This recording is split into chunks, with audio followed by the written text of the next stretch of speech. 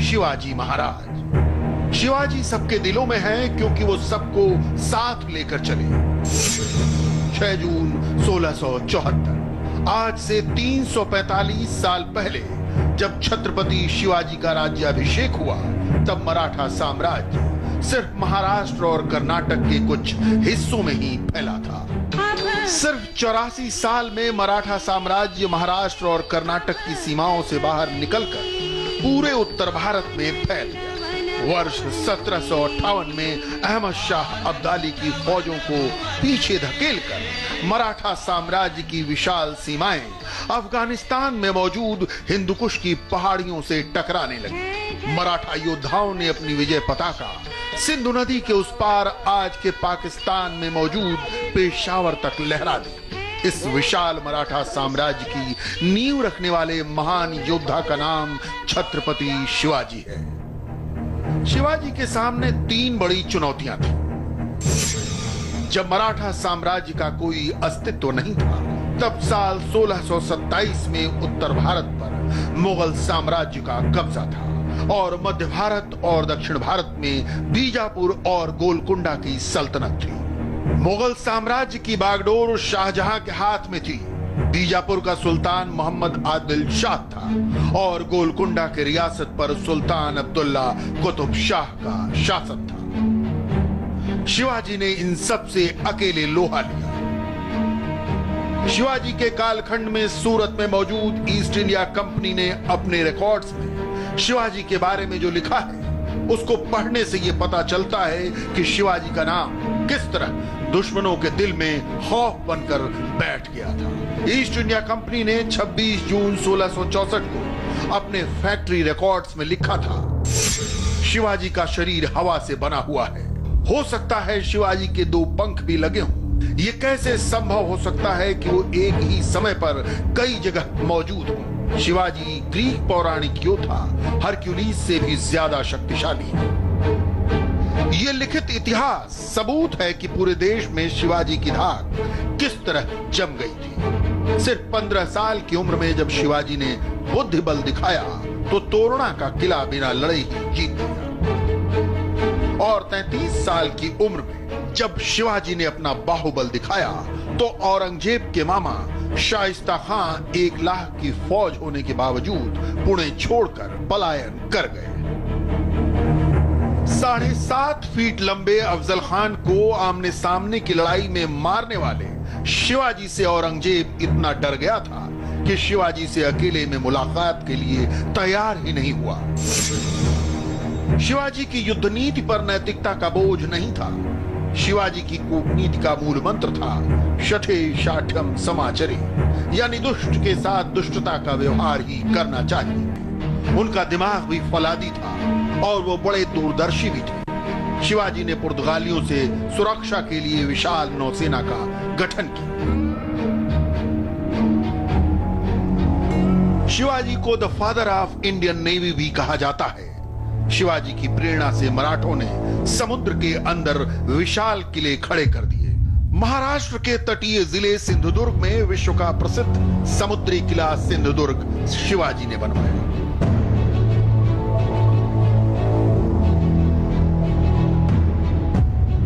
इस तरह के और भी कई किले कवच की तरह मराठा साम्राज्य की सुरक्षा करते थे।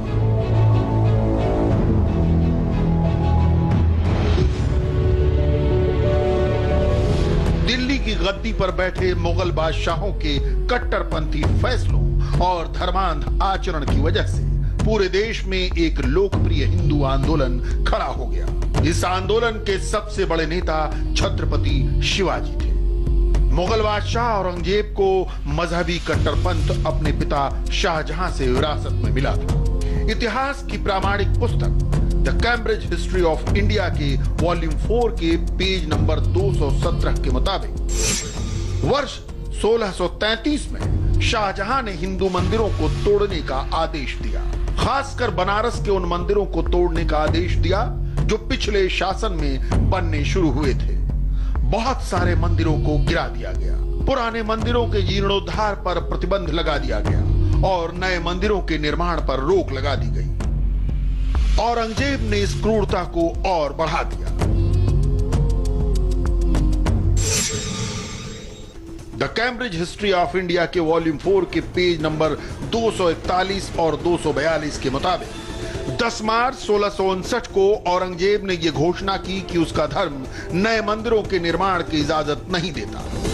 1645 में जब औरंगजेब गुजरात का गवर्नर था, उसने सरसपुर में घिंटामन के नए मंदिरों को तोड़वा दिया था। जब औरंगजेब दक्कन में गवर्नर नियुक्त हुआ तो उसने खांडीराव का मंदिर गिरवा दिया। औरंगजेब के राज में जजिया टैक्स दे पाने में असमर्थ बहुत सारे हिंदू लगातार अपमानित हो जाने से बचने के लिए मुसलमान बन गए।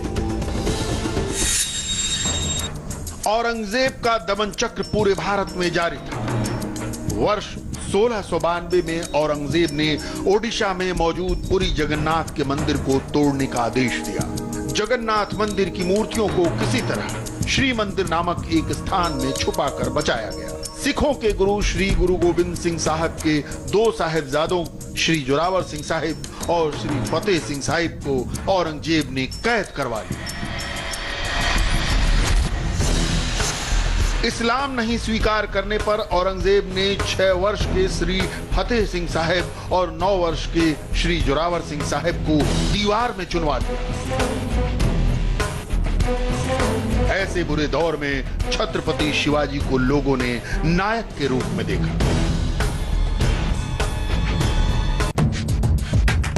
छत्रपति शिवाजी जब करीब 15 साल के थे तब रायेश्वर के शिवलिंग पर अपना रक्त चढ़ाकर हिंदवी स्वराज्य का संकल्प लिया था। पुणे के रोहिड़ा किले में आज भी ये शिवलिंग मौजूद है। शिवाजी ने अपनी उंगली काटकर इसी शिवलिंग पर रक्त चढ़ाया था। लोग इस शिवलिंग के दर्शनों के लिए दूर दूर से आते हैं। छत्रपति शिवाजी का जन्म वर्ष 1630 में महाराष्ट्र के पुणे में शिवनेरी के प्रसिद्ध ऐतिहासिक किले में हुआ था। छत्रपति शिवाजी पर उनकी मां जीजाबाई का बहुत ज्यादा असर था। रामायण और महाभारत की कथाओं और नैतिक शिक्षाओं का असर शिवाजी के चरित्र पर जीवन भर रहा। छत्रपति शिवाजी ने बहुत छोटी उम्र में किलों के महत्व को समझ लिया था। सिर्फ 15 साल की उम्र में ही शिवाजी ने तोरणा का किला आदिल शाह से छीन लिया था। यह किला पुणे के बेहद मजबूत किलों में से एक माना जाता है। पुणे छत्रपति शिवाजी के पिता शाहजी भोसले की जागीर थी। शिवाजी पुणे के पश्चिम में मौजूद समुद्र से सटे हुए कोंकण के इलाके तक अपना क्षेत्र फैलाना चाहते थे। आज महाराष्ट्र के 4 जिले ठाणे, रायगढ़, रत्नागिरी और सिंधुदुर्ग कोंकण रेंज में आते हैं। पुणे के दक्षिण में मौजूद सतारा और सतारा के भी दक्षिण में मौजूद कोल्हापुर को छत्रपति शिवाजी अपना बेस बनाना चाहते थे। इस पूरे इलाके में सह्याद्री की पर्वतमालाएं और जंगल हैं।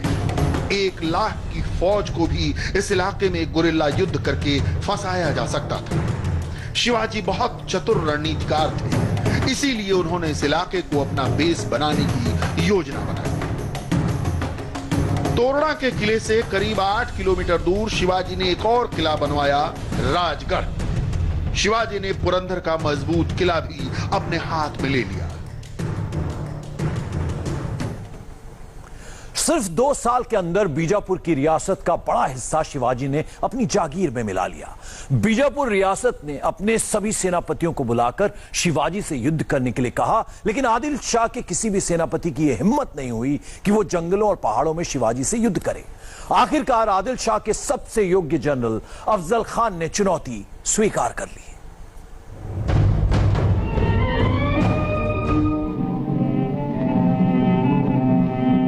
अफजल खान अपनी क्रूरता के लिए प्रसिद्ध।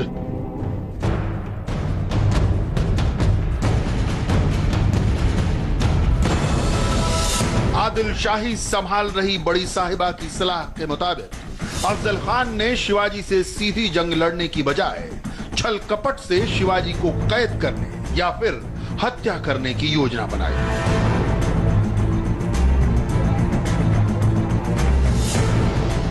शिवाजी को उकसाने के लिए अफजल खान ने महाराष्ट्र के प्रसिद्ध शक्तिपीठ और भोसले परिवार की कुलदेवी तुलजा भवानी के मंदिर पर हमला किया। इसके अलावा कई दूसरे मंदिरों की मूर्तियों को भी नष्ट कर दिया गया।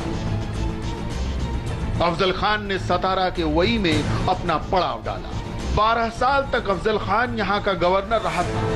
उसने यहाँ कई महीनों तक अपना कैंप लगाकर रखा। शिवाजी उस वक्त वहां से 50 किलोमीटर दूर सतारा में ही प्रतापगढ़ के किले में मौजूद थे। अफजल खान ने शिवाजी को वही में ही बुलाकर कत्ल करने की साजिश रची। इसके लिए उसने पहले शिवाजी के नाम एक चाशनी में डूबा हुआ मीठा संदेश भेजा। अफजल खान ने अपनी चिट्ठी में लिखा, शिवाजी, तुम्हारे पिता शाहजी लंबे वक्त तक मेरे बहुत गहरे मित्र रहे हैं। तुम मेरे लिए अजनबी नहीं हो। आओ और मुझसे मिलो। मैं अपने प्रभाव का इस्तेमाल करके आदिल शाही से ये सुनिश्चित करवाऊंगा कि कोंकण के जो किले तुम्हारे पास हैं, वो तुम्हारे पास ही रहेंगे। अगर तुम आदिल शाह के दरबार में आना चाहते हो तो तुम्हारा स्वागत है, और अगर तुम दरबार में नहीं आना चाहते तब भी तुमको छूट है। प्रतापगढ़ किला जंगलों से घिरा हुआ था। यहां गुरिल्ला युद्ध करना आसान था। शिवाजी मीठी मीठी बातें करके अफजल खान को प्रतापगढ़ किले के पास बुलाने में कामयाब रहे। 10 नवंबर 1659 को प्रतापगढ़ से 1 मील दूर पर नामक गांव में दोनों की मुलाकात हुई। मुलाकात से पहले शिवाजी ने अपनी सुरक्षा की पूरी तैयारी की। उन्होंने अपनी पगड़ी के नीचे एक स्टील कैप लगाई ताकि सिर की सुरक्षा हो। उन्होंने अपने बाएं हाथ में बघनख पहना। इसके ऊपर अंगूठियां जड़ी हुई थी।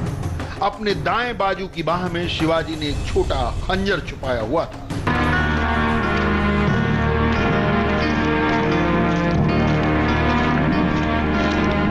7.5 फीट के अफजल खान ने खड़े होकर शिवाजी का स्वागत किया और फिर उनकी गर्दन दबाकर दम घोटने और फिर चाकू मारने की कोशिश की।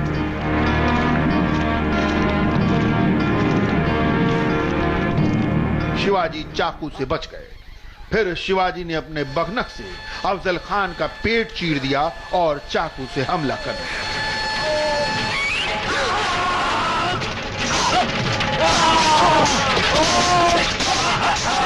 अफजल खान घायल होकर भागा और अपनी पालकी में सवार हुआ, लेकिन शंभूजीत कावजी ने पैर पकड़कर उसे बाहर खींच लिया और फिर सिर काट दिया। शिवाजी की विजय हुई। बीजापुर के सिपाही दांतों के बीच घास की तरह फंस गए।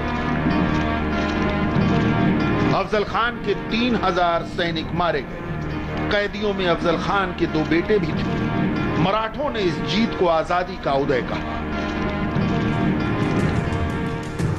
इस जंग को जीतने के बाद उत्साहित मराठों ने दक्षिण कोंकण भी जीत लिया। अब समुद्र से सटे पूरे कोंकण पर शिवाजी का राज था। अफजल खान का वध करने के बाद शिवाजी महाराष्ट्र के नायक बन गए और पूरे देश में शिवाजी की चर्चा होने लगी।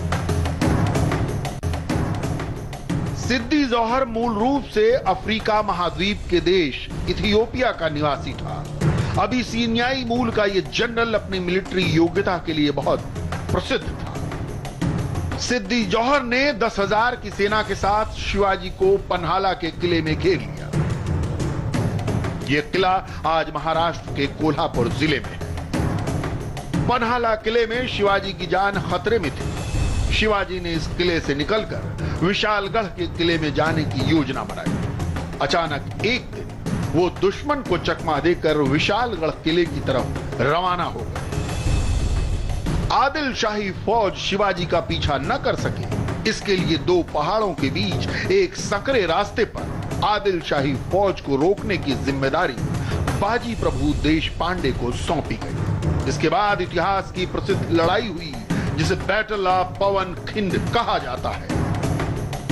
आदिल शाही फौज के कमांडर दिलेर खान ने 5000 की फौज के साथ शिवाजी का पीछा करने की कोशिश की, लेकिन मराठा सेनापति बाजी प्रभु देशपांडे ने 700 सैनिकों के साथ एक पहाड़ी दर्रे के बीच में आदिल शाह की 5000 की फौज को 5 घंटे तक उलझा कर रखा। इस लड़ाई में 100 मराठा सैनिक और 500 अफगान सैनिक मारे गए।